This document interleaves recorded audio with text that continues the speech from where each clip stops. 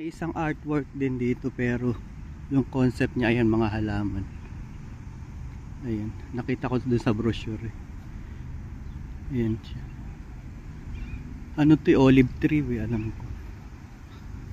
Ayan, puntahan natin yung artist doon sa gilid. Alam ko olives to eh, hindi ko lang sure pero search natin mamaya. Makikita naman natin doon pala sa description. Ganda rin yung ayan. Ayan siya.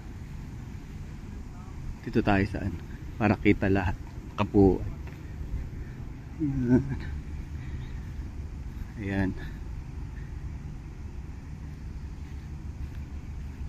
Tapos puntahan natin yung description.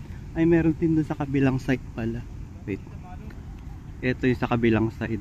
Ayan.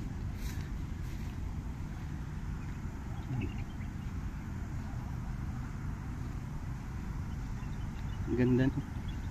Kakaiba halaman.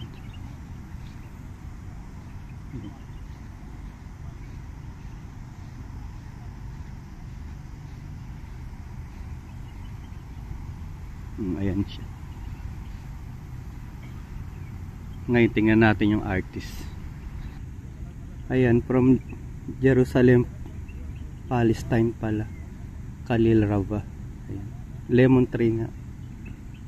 Tama pangalan niya.